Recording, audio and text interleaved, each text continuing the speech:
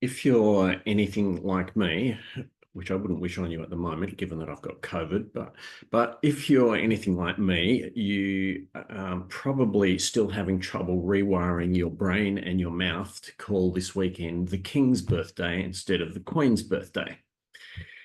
The challenge is made all the more ridiculous by the fact that it's not actually the birthday of either of them or of any of their ruling ancestors either. Monarchs were expected to host celebratory parades on their birthdays, and in 1748, George II decided that it was far too cold to have a parade on his real birthday in November, so he decided to give himself a second official birthday tied to the annual Trooping the Colour military parade, which happens on the second Saturday in June, which is a nice summer date in London. So that's what we're still marking this weekend. One of the reasons that the monarchy remains so popular, both as a political system and as a celebrity obsession, is that it functions as a reassuring sign of social stability. And what could be more stable than continuing to celebrate the monarch's birthday on the same day, regardless of when each new monarch was actually born? This stability thing is often one of the main arguments employed by those who argue for Australia retaining the monarchy. Elected politicians may come and go, but the monarchy stands firm as a stable foundation. The second reason that the royal family is so popular is precisely because they are a family. Family is important to most people, and so having a family that is the symbolic center of society is reassuring and encouraging, especially if you don't look too closely at the actual family dynamics. If you can reassure people that there is genuine stability in our fundamental social institutions, they will sleep easier at night. And for centuries, family and the monarchy have been regarded, usually alongside religion, as our most fundamental social institutions.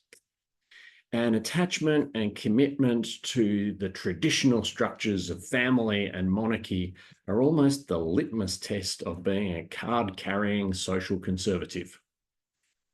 If you are a card-carrying social conservative, I'm sorry, but tonight's Bible readings would not have been comfortable listening for you. Our reading from the book of Samuel made it quite clear that the establishment of the monarchy was not God's will at all. And our gospel reading made it quite clear that Jesus did not advocate family first. I want to focus mainly on the implications of the Samuel reading's comments about the monarchy tonight. But the family stuff is connected when it comes to royal families because the crown usually passes along the family line. I think that it's probably just an ironic coincidence that this reading from Samuel falls on or around the King's birthday weekend each year. But knowing some of the people who have worked on the lectionary, it's not entirely impossible that it could have been a bit of deliberate mischievousness. Anyway, a quick summary of what we heard in the Samuel reading. The Israelite people went to Samuel the prophet and said, all our neighboring nations are ruled by kings. We want to be like them and have a king too. Samuel thought this was a pretty bad idea, so he went to prayer and asked God about it. God agreed that it was a terrible idea, but said, even though this amounts to a rejection of me, the Lord, you might as well go along with them and give them a king, because they've become obsessed with the idea and they won't give up until they've got one. But let's issue them with a product disclosure statement in plain Hebrew language, warning them clearly of the known toxic side effects of monarchies, and make sure they read it first and sign it, so that when they decide they don't like their kings after all, you and I can hold our hands up and say, we told you so. So Samuel went back to the people and spelt out in no uncertain terms how kings would inevitably become corrupt and would exploit them and oppress them and abuse them. But as God had predicted, the people wouldn't give up their obsession with having a king. So Samuel got them to sign the legal waiver and then chose and crowned Saul as their first king for them. Now, apart from stating the obvious that the Bible clearly tells us that monarchy was not the will of God for us, but was the result of a refusal to trust in God, I'm not going to give much attention to the implications of this for the modern day system of constitutional monarchy in the British Commonwealth. I'm well aware that the royal family no longer keeps slaves and no longer has the power to directly oppress or tax the people, although plenty of tax dollars still go their way. But it remains a system where leadership is not earned but inherited, and therefore it has even less capacity to weed out the corrupt and incompetent than the so-called democracies that seem to be failing us so badly at the moment. One might have hoped that the royal family recently allowing a descendant of slaves to marry into their ranks would have been a very positive step in the right direction, but she's now back in America with her husband, who seems largely estranged from the family, so that doesn't seem to have gone too well. That's all I'm going to say about the monarchy. I'm also not going to try and develop a theory of how nations should be governed. It's not my area of expertise. And the ancient world of tribal micronations in which this story was set is so vastly different to today's world that it would be crazy to claim that it tells us how governance should work now. But it does give us some insight into what God thinks we should be capable of. And that certainly has far more direct implications for how we structure and function within the small communities that we are part of, like our families and our churches. What is clear is that God has a greater trust in our capabilities than we do ourselves. God would have preferred that we not set up individuals to rule over us, but that we as a community discern and follow God's will together. God would have preferred that we not create hierarchies and class structures where some are rulers and others are ruled. God would have preferred that we trust God and trust ourselves to be able to live according to God's will without the need of rules and rulers and laws and lawyers and punishments and disciplinarians. And God clearly thinks that we were created with the capacity for that, if only we would trust ourselves, trust one another, and trust God. We were created and called to be a people of great dignity, of great responsibility, of great freedom, living together in a radically egalitarian community under God, loving one another, respecting one another, caring for one another, and serving God and one another together. We were created and called to be a community that is carefully and prayerfully listens together to what God is saying to us and through us and among us. Excuse me. We were created and called to be a people who can carry the responsibility for that collectively, instead of timidly handing it over to others who then rule over us. But as God said to Samuel, most of the time we are only too willing to opt out. It is very apparent in our own day that most people pay lip service to the idea of participatory democracy, but they are seldom interested in the actual participation part of that. And we will opt out and set up hierarchies and be ruled over if we can.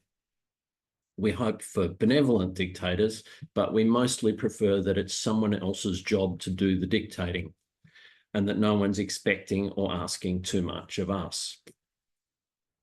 The trouble is, as God made clear in the speech he asked Samuel to deliver to the people, once we have delegated our power and so concentrated it in one set of hands, that concentrated power is inherently corrupting.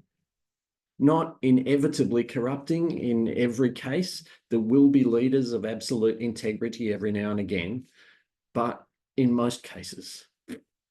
Power always tends towards corruption, and those leaders that manage to rise above that will always be the exception rather than the rule.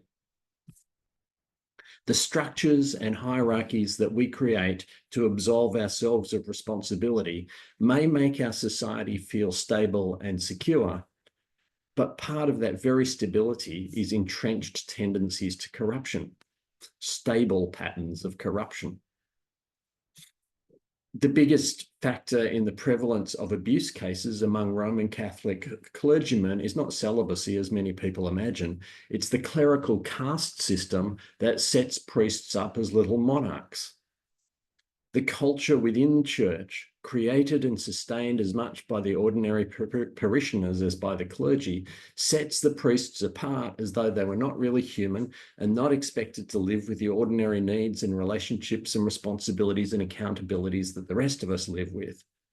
And so, revered but isolated, misunderstood and inadequately supported, it's a wonder there are still so many good ones.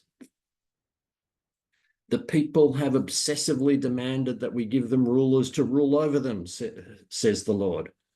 And though we warn them of the corruption and oppression and abuse that will result, they will not trust us or themselves and instead insist that they want rulers to rule over them. And even when they complain about their rulers and cry out over their corruption and abuse, still they will not hear our call to take up their responsibility together. Instead, they ask us for new rulers and then more new rulers, and the cycle goes on and on forever.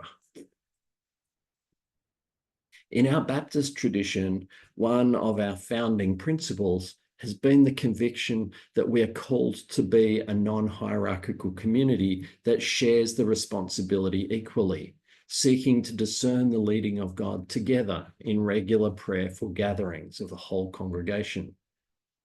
That's the principle, but it's getting harder and harder to find Baptist congregations who have not replayed this scene from the book of Samuel and handed over the responsibility for leading in the name of God to anointed prophets or authoritarian preachers or councils of elders.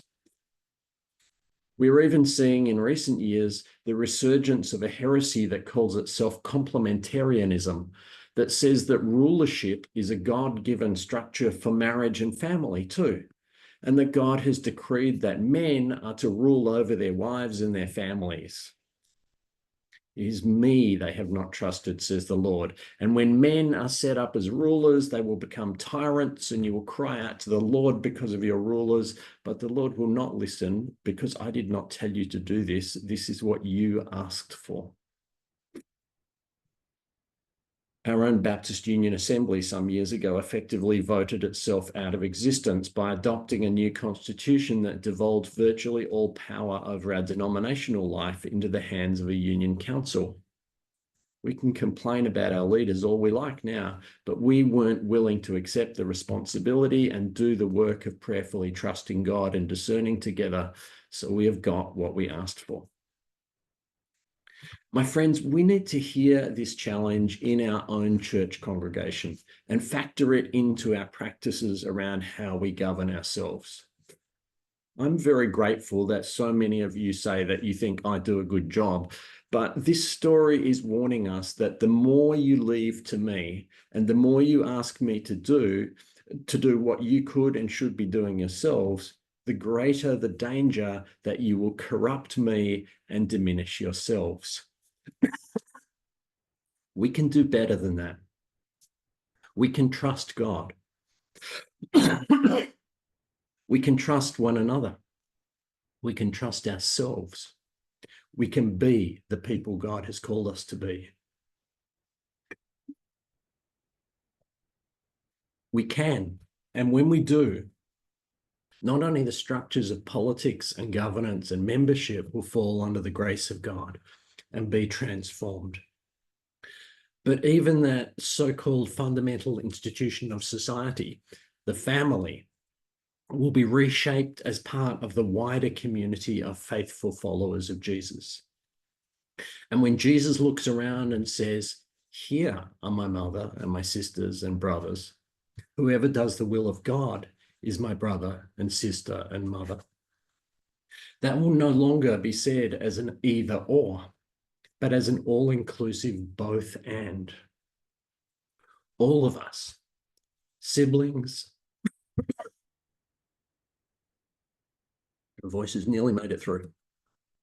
All of us, siblings, mothers, fathers, aunties, cousins, lovers, friends, elders and juniors, members and guests, all will stand as one chosen people, one royal priesthood, one holy family, together living up to the image of God in which we were created.